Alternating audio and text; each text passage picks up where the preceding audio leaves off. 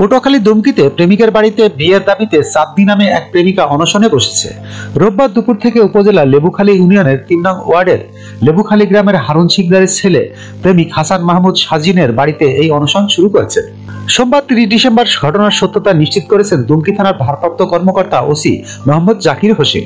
চাঁদনি জানান, গত ৪ বছর ধরে তাদের মধ্যে প্রেমের সম্পর্ক চলছে। সম্পর্কের কারণে তাদের মধ্যে নিয়মিত দেখা সাক্ষাৎ হতো।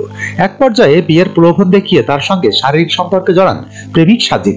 কয়েক বছর পর্যন্ত বিয়ের আশ্বাস দিয়ে আসলেও গত ৫ মাস ধরে সাজিন সব যোগাযোগ বিচ্ছিন্ন করে। সম্প্রতি সময়ে সাজিনের সঙ্গে অন্য মেয়ের বিয়ের কথা চলছে জানতে পারলে প্রেমিকা চাঁদনি সাজিনের বাড়িতে আসেন। চাঁদনির ভাষ্য, তার উপস্থিতি টের পেয়ে বাড়ি থেকে ছুটকে পড়েছেন প্রেমিক সাজিন। আমি সাজিনের ঘরের সামনে গেলে সাজিনের মা, ফুবু ও বোন মিলে আমাকে মারধর করেন এবং আমার ফোন ছিনিয়ে নেয়। আমার মা দুমকি থানায় অভিযোগ দায়ের করেছেন। ভুক্তভোগী ওই তরুণী আরো বলেন, এলাকার প্রভাবশালীরা আমাকে বাড়ি ছেড়ে যাওয়ার জন্য চাপ প্রয়োগ করছে। এমন অবস্থায় আমি নিজেকে নিরাপত্তাহীন মনে করছি। তবে যতক্ষণে বিয়ে না হচ্ছে ততক্ষণে বাড়ি ছেড়ে যাব না। আমি মরে যাব, তবুও এখান থেকে যাব না। এদিকে প্রেমিক সাজিনের মুঠোফোনে কয়েকবার কল করলেও ফোন বন্ধ পাওয়া যায়। সাজিনের বাবা হারুন রশিদ মাস্টার বলেন, আমার ছেলের সঙ্গে ওই মেয়ের কোনো সম্পর্ক নাই। আমার ছেলেকে ফাঁসাতে মিথ্যে নাটক করছে ওই মেয়ে।